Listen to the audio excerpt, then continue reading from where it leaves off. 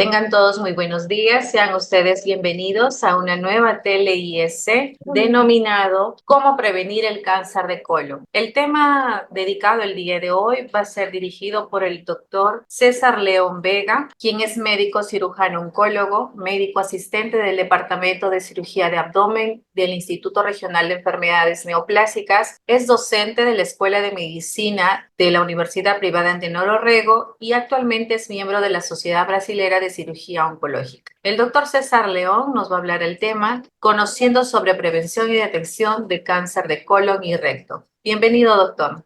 Buenas, ¿qué tal? Bueno, ya la presentación ha sido muy adecuada, gracias Alicia. Ante todo, ya parte creo que es la segunda oportunidad que tengo de este tipo de invitaciones y hablar sobre prevención es algo bastante importante porque nosotros vamos a tener que ver cómo llegar al punto en detectar la enfermedad antes que nos dé la enfermedad avanzada. Eso es lo importante en esta parte de detección. No, también tratamos de detectar no solamente en cáncer, sino en lesiones precancerígenas. Entonces, si nosotros detectamos antes de que se produzca el cáncer, la persona va a tener la oportunidad de tener una mejor calidad de vida. Entonces, esto es bastante importante, es lo que debemos saber. Y para eso debemos conocer qué significa cribado, qué significa prevención y detección temprana, ¿ya? Hablar de esto, de prevención y detección, es hablar de cribado. ¿Qué significa esto? El cribado en el marco de los sistemas sanitarios se refiere a la realización de pruebas diagnósticas a personas en un principio sanas, o sea, quiere decir que no tengan síntomas, para distinguir de aquellas que probablemente estén enfermas y de las que probablemente no lo están. El cribado de cáncer de colon, colorectal, ¿qué es lo que vamos a ver? ¿Qué es el cáncer colorectal? ¿Por qué hacerse un cribado? ¿Quién debería hacerse un cribado? ¿Y qué salva vidas además de un cribado? Esto implica realizar diferentes exámenes diagnósticos, ¿ya? Estos exámenes diagnósticos se llama prevención secundaria. Para esto, para poder realizar la detección precoz y debemos conocer estos puntos, ¿ya? Algo general, algo que debemos saber, el colon y el recto son órganos del sistema digestivo que se encargan de descomponer los alimentos para que el organismo los utilice. El intestino grueso, el agua y las sales se eliminan de los alimentos sin digerir a medida que atraviesan el colon. Los desechos de los alimentos sólidos se llaman heces y excremento y esto sale a través del recto que contiene las heces hasta que salen del cuerpo por el ano. El colon es la parte más larga, la parte del colon es recto y mide 1,2 metros de largo aproximadamente, 1,5 metros de largo. Tiene 4 secciones, vamos a diferenciarlas: el colon, el ciego, parte del colon ascendente, el colon transverso, el colon descendente, sigmoides y esta parte pequeña de aproximadamente 12 centímetros que viene a ser el recto. ¿Ya? Todo esto es lo que funciona para lo que es absorber parte de lo que es agua y también para la formación de las heces o excremento. Dentro de lo que son las lesiones que pueden aparecer en el colon, antes de que haya cáncer existe una lesión premaligna y eso debemos conocerlo, saber el nombre, eso se llama pólipo. Debemos saber que la pared colorectal se compone de diferentes capas de tejido. Estas capas de tejido pueden tener algún tipo de crecimiento, y la capa más interna, o sea, la capa donde se encuentra en contacto con las sustancias que van hacia la digestión, ya en su fase final, como vienen a ser las heces, es la capa más interna, es la capa de la mucosa. Esa se encuentra en contacto con los alimentos. ¿Ya? Y las zonas de crecimiento celular anormal, o sea, normalmente hay recambio celular, pero si esto es anormal, llaman pólipos. Y con estos, bueno, lo más frecuente es que ocurran dentro de lo que es la mucosa. Entonces, ¿por qué hacerse un cribado? El cribado del cáncer colorectal detecta los pólipos y los cánceres antes de que comiencen los síntomas, salvando la vida de dos maneras. Uno, el cribado previene el cáncer de colon rectal, ¿ya? Esto se previene el cáncer cuando los pólipos se extraen antes de que se conviertan en cáncer. Y el cribado también detecta el cáncer de las etapas iniciales antes de que comiencen los síntomas. Cuando el cáncer se detecta en las etapas iniciales, es más fácil tratarlo o curarlo, es lo que siempre se está mencionando. El cribado comienza cuando una persona está en riesgo de cáncer colorectal. Se utilizan los siguientes métodos. Ya vamos a hablar de exámenes tanto un poco invasivos como la endoscopía y pruebas de laboratorio. En la endoscopía implica ¿qué es lo que se hace en una endoscopía? Un dispositivo de mano que permite a los médicos, el gastroenterólogo, mirar desde dentro del colon y del recto para buscar crecimientos anormales. Como se ve en esta imagen, Es un tubo que ingresa a través del ano, recto y colon para poder visualizar algún tipo de lesión. Existen también las pruebas de laboratorio, como pruebas de sangre y pruebas en heces. Hablando un poco de lo que es la endoscopía, aparte de solamente visualizar, también se pueden extraer lo que son los pólipos, las lesiones que habíamos visto, y se utiliza tanto la colonoscopía o la sigmoidoscopía flexible. Ambos, la colonoscopía es completo, la sigmoidoscopía flexible solamente hasta el ángulo esplénico. Y los pólipos extraídos, ya una vez a través del endoscopio, se mandan a lo que es una visualización microscópica, y eso lo hace el experto en microscopía para la parte de diagnóstico patológico, ¿ya?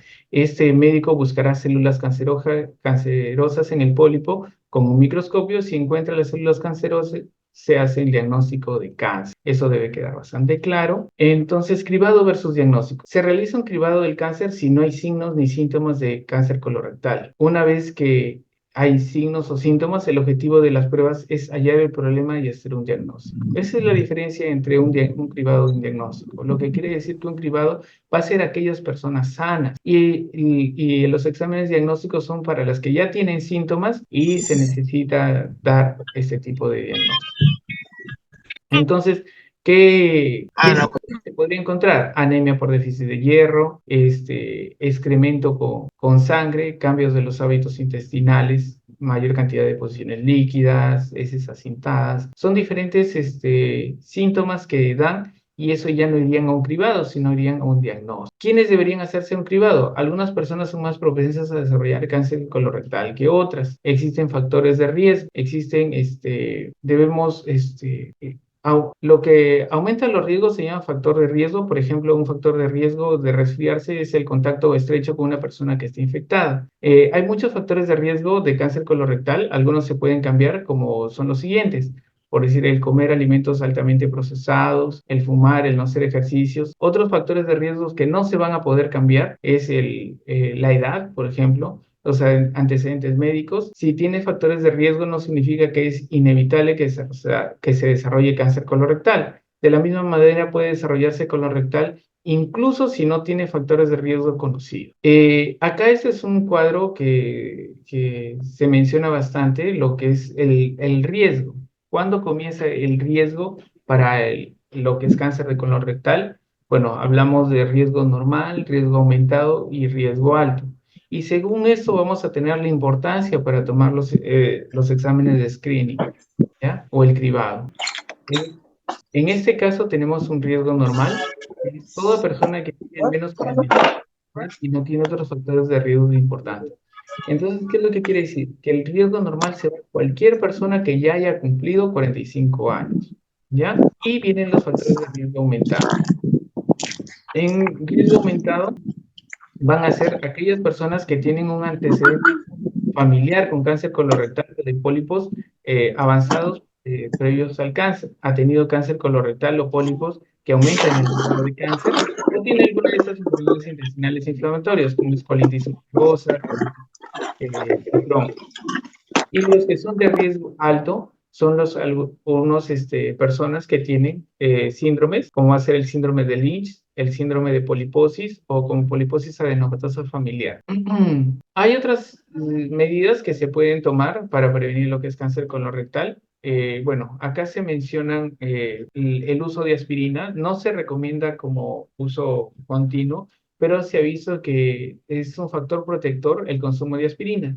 ¿Quiénes son las personas que consumen aspirina? Como antiagregantes plaquetarios son las personas que han tenido problemas cardíacos. Entonces, ese tipo de personas se ha visto y se ha demostrado de que tienen menor riesgo de tener cáncer colorectal. Otro, lo que son comer alimentos saludables. Entonces, acá lo que se plantea es que coma muchos alimentos vegetales, coma cantidades limitadas de carnes rojas y evite la carne procesada, como son los embutidos. No dependa solo de suplementos dietéticos para obtener nutrientes. Obtenga nutrientes de alimentos naturales, beber poco o nada de alcohol, beber alcohol de forma excesiva o moderada puede aumentar el riesgo de cáncer colorectal. Moverse más y descansar menos. Se ha vinculado que la actividad física habitual con un menor riesgo de cáncer colorectal. Obtener suficiente vitamina D. Los niveles bajos de vitamina D pueden aumentar el riesgo de cáncer colorectal. Evite los niveles bajos ingiriendo lo que son alimentos con vitamina D. Por ejemplo, está el salmón, el atún, la caballa. La yema de huevos contienen vitamina D. También pueden comer alimentos fortificados con vitamina D o tomar suplementos. Mantener un peso sano. La obesidad es otro factor de riesgo de cáncer colorectal.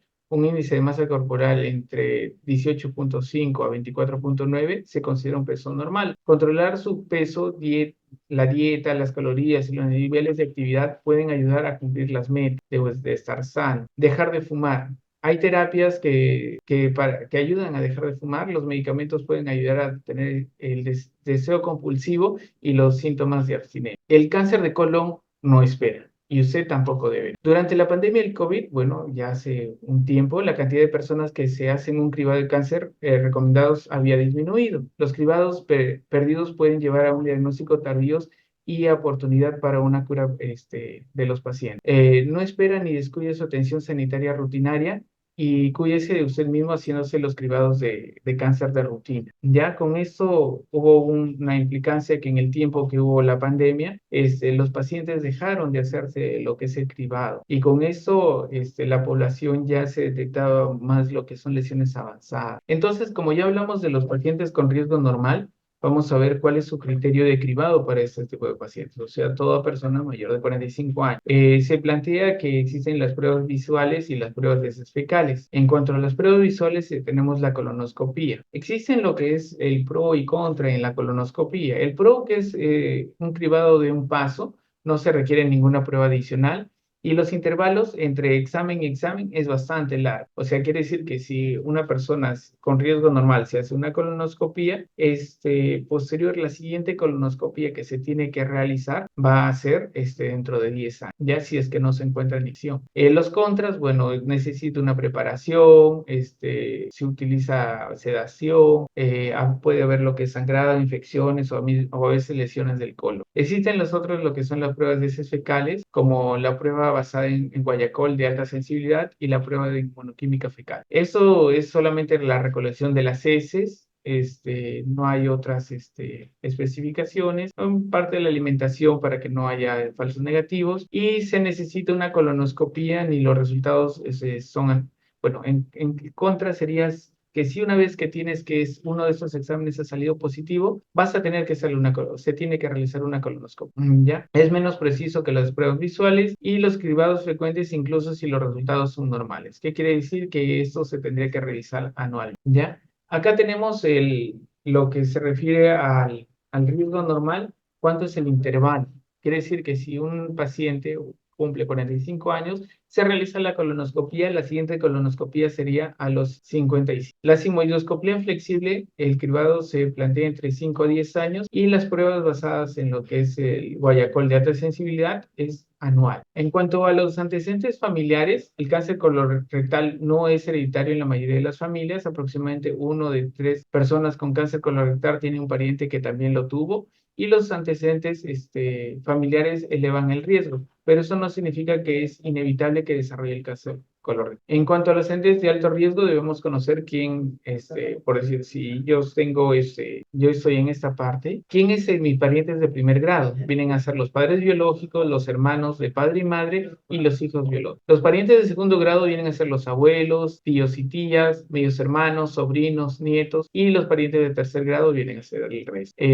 Bueno, debemos conocer lo siguiente: el tipo de cáncer, las edades, bueno, el tipo de cáncer si lo hay, y de los parientes, cuál es su grado biológico, ¿ya? Las edades en el momento del diagnóstico de cáncer, saber cuándo, en qué momento diagnosticaron a ese familiar, qué edad tenía cuando le diagnosticaron cáncer, ¿ya? Las edades actuales o en el momento de su muerte, ¿ya? Afectaciones médicas heredadas y anomalías congénitas en su familia. Por ejemplo, el síndrome de Lynch y los síndromes polipósicos son afecciones hereditarias muy poco frecuentes. Son afecciones de alto riesgo para cáncer de colorectal, ¿ya? Las personas que nacen con síndrome de Lynch tienen un alto riesgo de desarrollo de cáncer de colon y algunos otros tipos de cáncer. Ese síndrome es causado por mutaciones heredadas de los genes que se reparan el ADN, dañando los llamados genes de reparación, de reparación de errores de emparejamiento.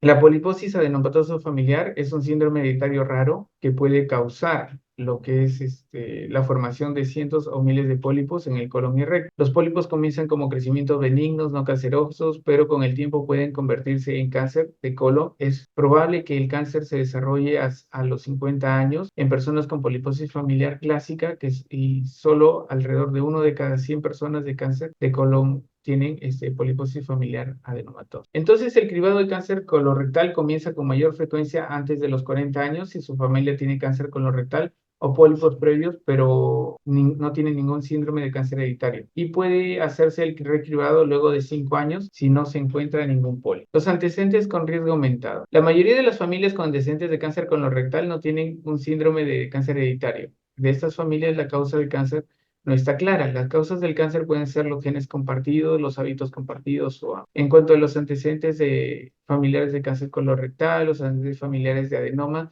las características es que tengan displasia de alto grado. La displasia es un patrón de crecimiento celular anormal. Esto, bueno, se va a observar a través del microscopio y consiste en células con una alta probabilidad de convertirse en una lesión maligna. El que se encuentre un pólipo de gran tamaño, un adenoma, es grande si su tamaño es mayor de 1 centímetro. Y la histología, lo que se ve en el microscopio, sí, los adenomas tubulares son los más frecuentes, pero los adenomas vellosos y túbulo-vellosos tienen una mayor probabilidad de convertirse en lesiones malignas. Los adenomas cerrados también tienen un patrón de crecimiento velloso y eso también conlleva a que sean. Entonces, vamos a conocer un poco los patrones de crecimiento de adenomas. Los adenomas tienen 3 patrones de crecimiento: adenomas tubulares, las glándulas que se ven hacia la izquierda, los adenomas vellosos tienen glándulas largas, las que vemos en el centro, y los adenomas vellosos tienen una mezcla de tanto de lo que es los tubulares como la parte vellosa. Los antecedentes con riesgo aumentado.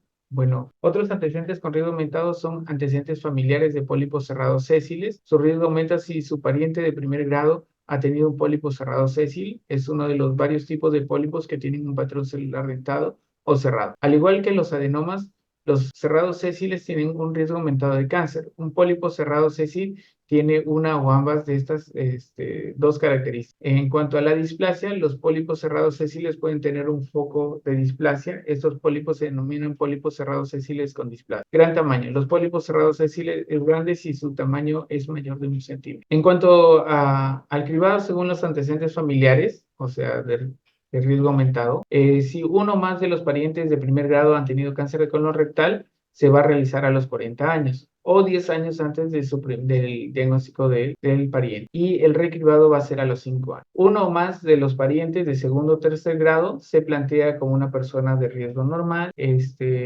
que va a ser a los 45 años. Si un pariente tuvo el cáncer temprano, también es a los 45 y el recribado es cada día. Uno o más parientes de primer grado ha tenido un adenoma avanzado, un pólipo cerrado sésil avanzado.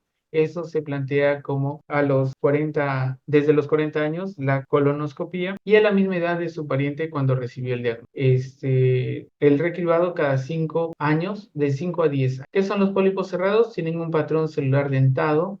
Hay 3 tipos principales de pólipos cerrados. Los pólipos hiperplásicos son cerrados y en su mayor parte presentan un riesgo de cáncer. Los pólipos cerrados sésiles pueden convertirse en cáncer y los adenomas cerrados tradicionalmente son poco frecuentes y pueden convertirse en cáncer. Los pólipos encontrados con la colonoscopía. No todos los pólipos tienen riesgo de cáncer. Los pólipos pueden convertirse en cáncer y en cáncer los adenomas, lo que vemos a la izquierda, y los pólipos cerrados, lo que vemos a la derecha. La forma, los pólipos que no tienen pedículos son más difíciles de extraer y tienen más probabilidad de convertirse en cáncer. La ubicación, los pólipos de colon ascendente tienen un mayor riesgo de cáncer y es posible que los pólipos hiperplásicos pequeños en el colon proximal necesiten más pruebas. El tamaño, hay un riesgo alto de cáncer si los pólipos tienen un tamaño mayor de 1 centímetro, y la displasia es un patrón de crecimiento anormal. La displasia de alto grado tiene una apariencia más anormal que la displasia de bajo grado. El recribado luego de la extracción de pólipos pequeños, bueno, acá se plantea como si se extrae 1 o 2 adenomas, el recribado puede ir entre 7 a 10 años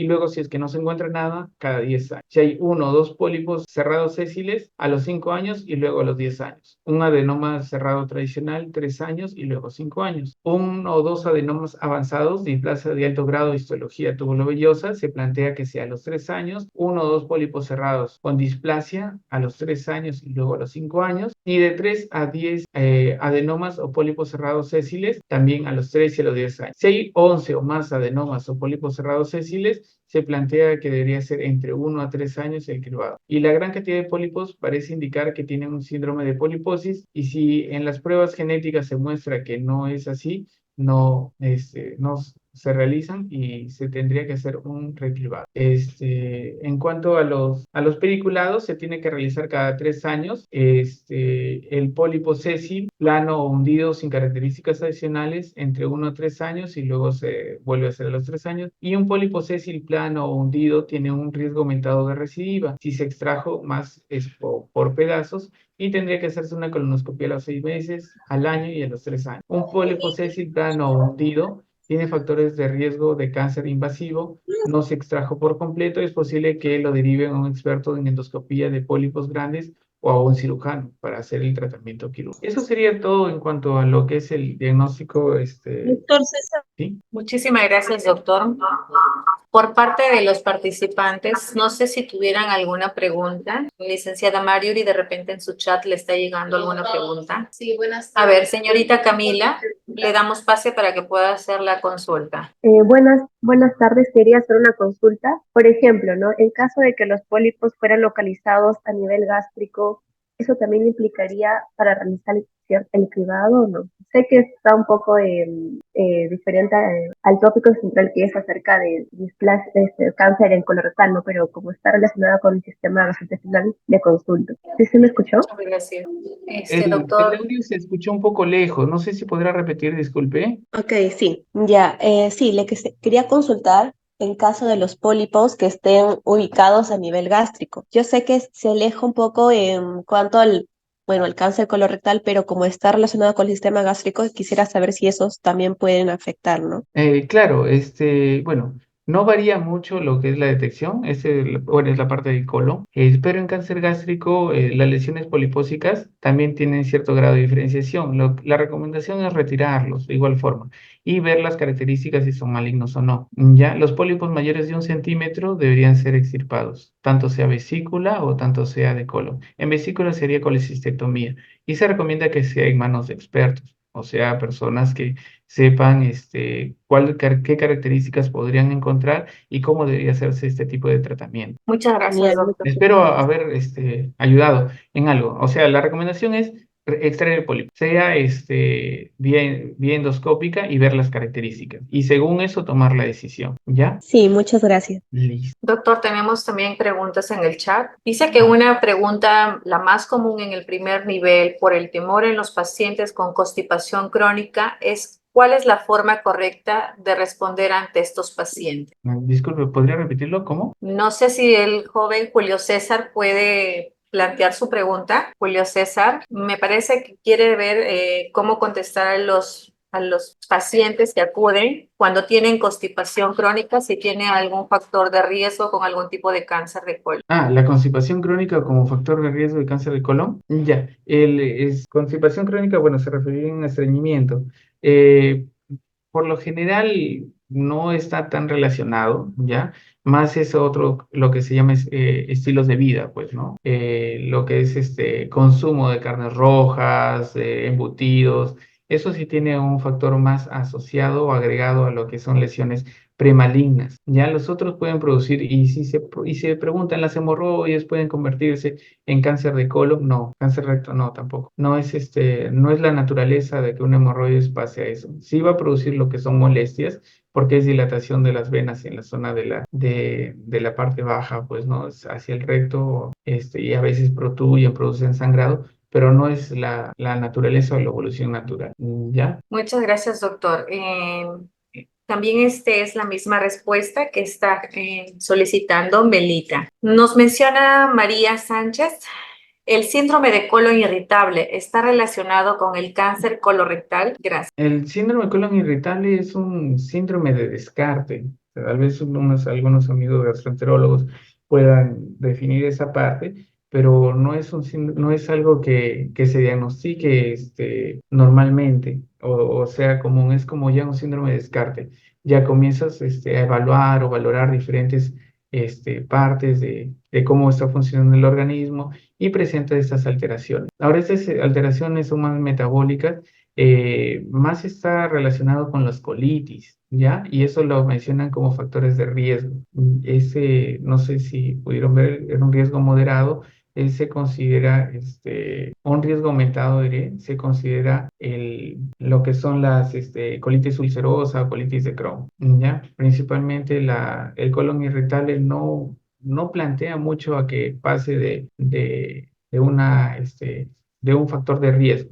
Hay que recordar que acá lo vamos a manejar como factores de riesgo para lo que es el cribado, ¿ya? Porque principalmente no es que queramos encontrar cáncer. Lo ideal no es encontrar cáncer, lo ideal es encontrar lesiones premalignas. O sea, enfoquémonos necesitamos encontrar los pólipos, no necesitamos encontrar el cáncer, porque el pólipo va a crecer y no es que sea hoy día tengo pólipo y mañana tengo cáncer de colon y ya mañana y pasado se fue al hígado. No, hoy día tengo un pólipo, pasan 3 a 10 a 15 años y ese pólipo ya se transformó en lo que es una lesión maligna, ¿ya? Entonces, el hecho de comenzar a buscar lo que son lesiones, es decir, vamos a iniciar buscando cáncer. No, lo mejor sería iniciar buscando pólipos. Y una vez que detectas esos pólipos, ya puedes manejar al paciente de otra forma. Y esa es la visión que se tiene que manejar o lo que se tiene que ver hacia futuro. Si en algún momento la recomendación es hacerse la colonoscopia, no cuando tengan síntomas. ¿Por qué? Porque ya si tienes síntomas, tienes una enfermedad y lo más probable es que sea avanzada. La idea es hacer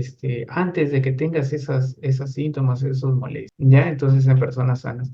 Ese es el enfoque. Si existe un riesgo, yo lo tomaría como hay que plantearlo, que es una persona de 45 años, mayor o no, y se plantea su colonoscopia para poder diagnosticar o para poder evaluar este tipo de lesiones, si es una colitis, si es un colon irritable. Muchas gracias, doctor. Nos están preguntando, el examen de colonoscopia, ¿cada cuánto tiempo debemos realizarlo? De nuevo, volvemos a esta parte, todo va a depender de sus antecedentes, ¿ya? Riesgo normal, riesgo aumentado, riesgo alto. Si no tienes familias con enfermedad de Lynch, no tienes enfermedad, pólipos novedoso familiar, entonces puedes estar en los otros dos grupos. Si tienes un familiar de primer grado que tenga cáncer de colon, entonces vamos a diferenciarte en otro grupo. Y después están las personas que no tienen antecedentes familiares oncológicos. Y en este tipo de pacientes familiares sin antecedentes oncológicos, la recomendación es iniciar la colonoscopia a los 45 años y posterior a eso hacer una colonoscopia cada 10 años. Ya esa parte sí está bastante clara.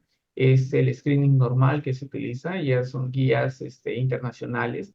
Si mencionan costo-beneficio, la verdad es bastante alto porque tratar una enfermedad oncológica es bastante costoso y es bastante mutilante, ¿ya? Muchas gracias, doctor. Hay una participante, Liz, que necesita hacer una pregunta. Adelante, señorita Liz. Doctor, buenas tardes. Sí, buenas tardes. Doctor, tengo una consulta y nosotros en el primer nivel estamos utilizando lo que es el TB-NOM, examen de laboratorio, para población adulta mayor generalmente, ¿no? Sí. Para el descarte.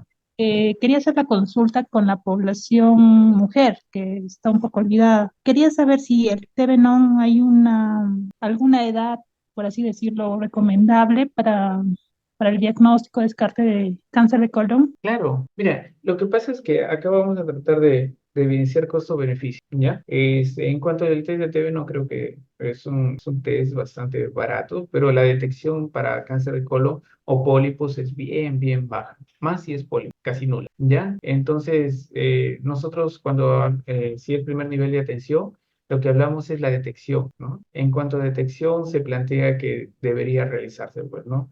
Exámenes que te puedan dar algún tipo de diagnóstico. Entonces planteamos el TB-NOM, ¿no? Si el TB-NOM ayuda a diagnóstico, es difícil, pero es el que más fácil se puede dar a la población. O sea, es el más accesible a la población. Lo ideal sería una colonoscopia a partir de los 45, sería algo lo más favorable, pues, ¿no? Pero no se plantea eso, o no se puede plantear eso por los costos, por la capacidad logística de tener los endoscopios para tantas personas, entonces es bastante difícil acceder a él, ¿ya? El TB tiene, como está tratado de explicar, una sensibilidad baja, sensibilidad y también especificidad. Por eso es que una vez detectado un TB positivo, se va a lo que es una endoscopía. Existen otros métodos